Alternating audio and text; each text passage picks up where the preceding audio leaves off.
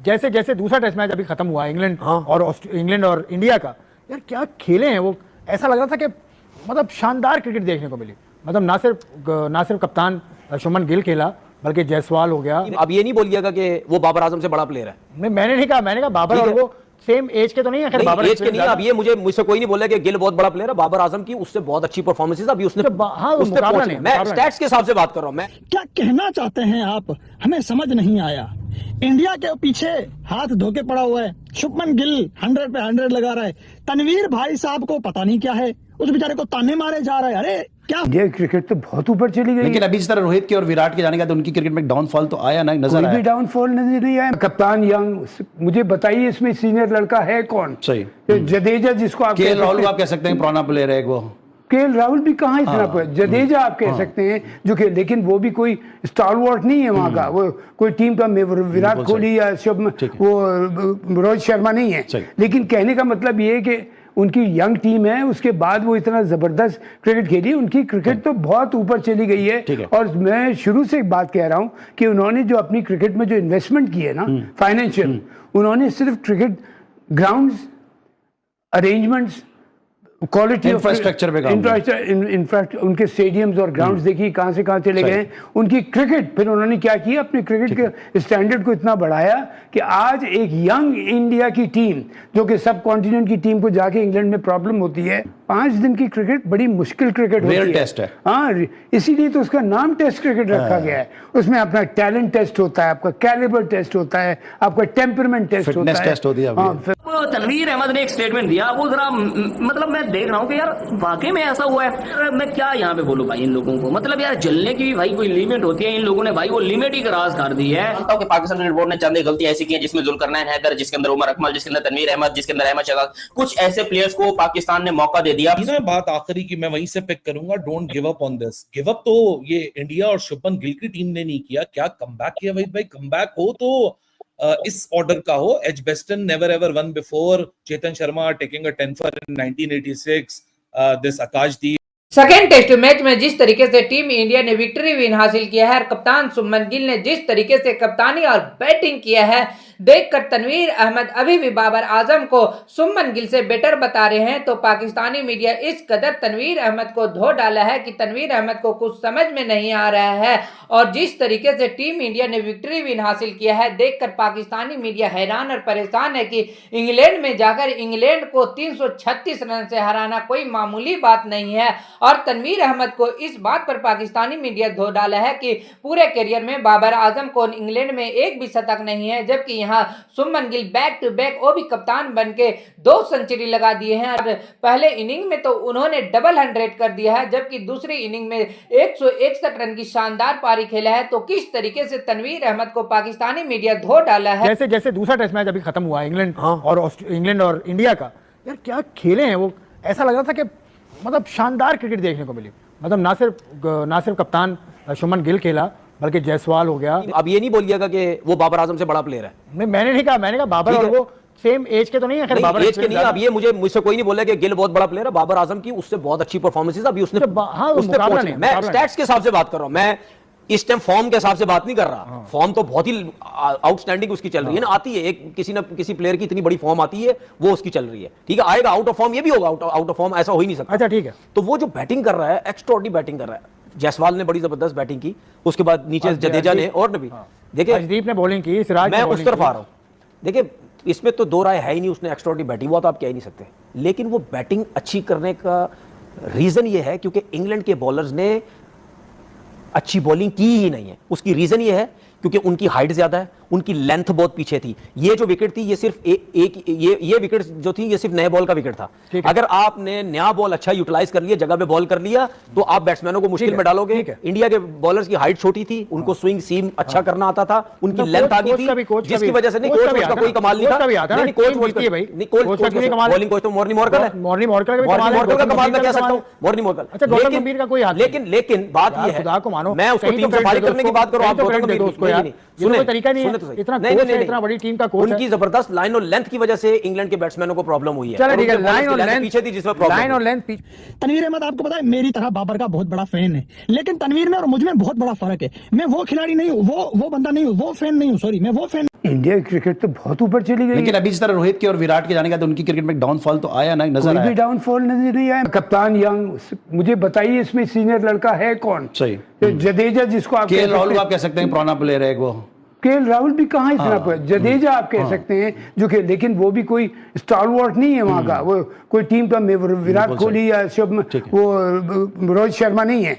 लेकिन कहने का मतलब ये है कि उनकी यंग टीम है, उसके बाद वो इतना जबरदस्त क्रिकेट खेली। उनकी क्रिकेट तो बहुत ऊपर चली गई है। और मैं शुरू से एक बात कह रहा हूँ कि उन्होंने जो अपनी क्रिकेट में जो इन्वेस्टमेंट की है ना फाइनेंशियल, उन्होंने सिर्फ cricket grounds, arrangements, quality infrastructure पे इंफ्रास्ट्रक्चर, उनके स्टेडियम्स और ग्राउंड्स देखिए कहाँ से कहाँ चले गए।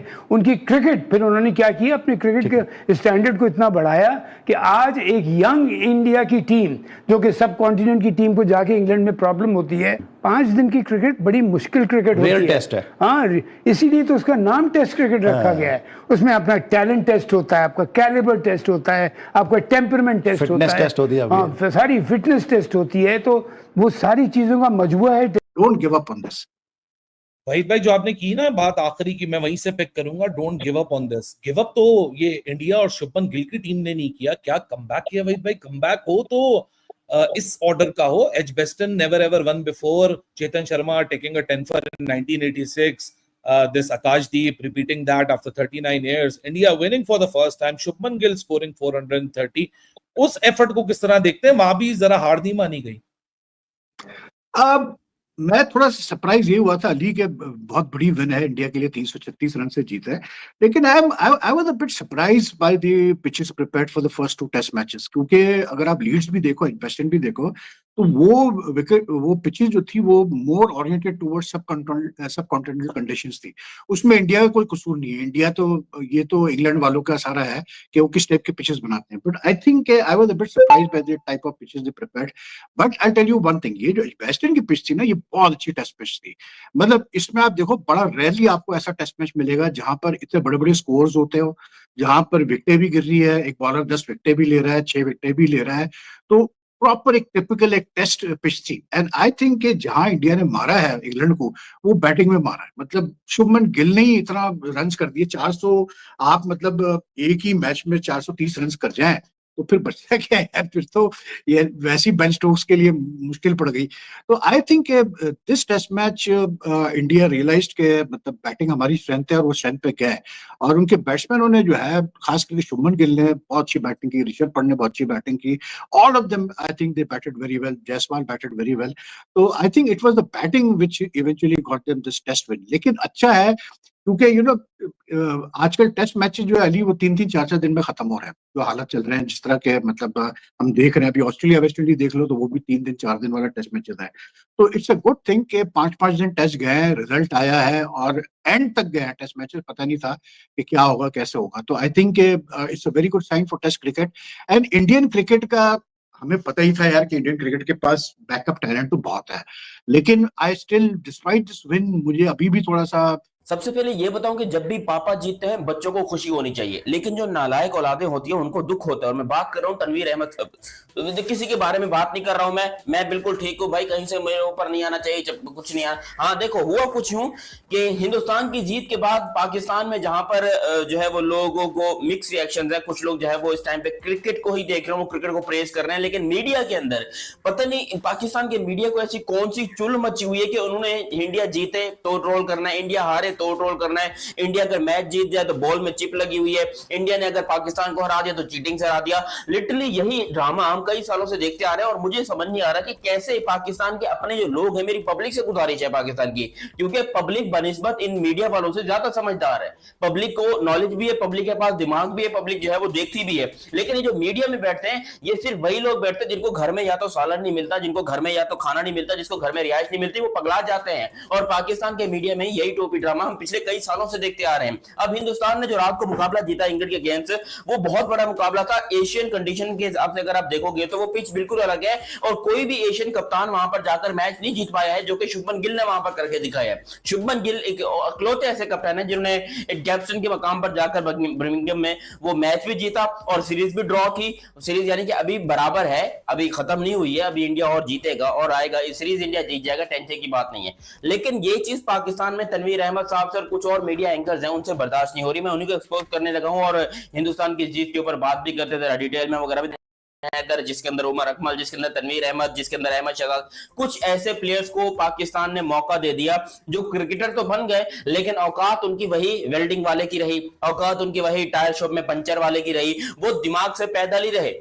देखो जब आपको ऊंचा लेवल मिल जाता है, ऊंचा मकाम मिल जाता है। हैरी ब्रोक कहता था कि इंडिया जितना टारगेट देगा हम उसको चेज करेंगे। भाई बैंस के बाउंसरे चेज करके दिखाओ। 23 रन तो तुमसे मुश्किल से बने हैं। सिराज तुमसे कंट्रोल नहीं हुआ, आकाशदीप तुमसे कंट्रोल नहीं हुआ। अगर हम बात करें ट्रेविस हेड के रिकॉर्ड, उसके बाद अगर हम बात करें ड्रेविड के रिकॉर्ड टूटे गए हैं, विराट कोहली के रिकॉर्ड तोड़े गए हैं और हाईएस्ट रन जो है वो बनाने में से 9th नंबर पर शुभमन गिल आ चुके हैं। और इंग्लैंड वालों ने समझा था कि बच्चे हैं और हम इनसे आराम से जीत लेंगे, विराट कोहली नहीं है, उसके बाद जसप्रीत बुमराह नहीं है तो हम जीत सकते। पाकिस्तानी वहां से बात करते हैं, क्या कहेंगे, एक सीरीज जो है वो लेवल हो चुकी है, क्या कहेंगे जिस तरह की इनको हार दी है, नाको जने चुपा के रख दी है। मैं तो ये कहूंगी कि आप कह रहे थे रिकॉर्ड पे रिकॉर्ड, और वाकई ही में हम लोग किस किस के रिकॉर्ड की बात करें, आकाशदीप का मेडन फाइफर, अगर हम लोग बात करें सिराज का फाइफर पिछली all time highest score bye Shubman Gill, और अगर बात की जाए तो भाई राहुल द्रविड़ के रिकॉर्ड टूटे, विराट कोहली के रिकॉर्ड टूटे, पता नहीं कितने रिकॉर्ड्स ब्रेक हुए बर्मिंघम के अंदर। आप देखें पहली दफा ever in the history match जीता गया, फिर उसके बाद पहली दफा इन क्रिकेट हिस्ट्री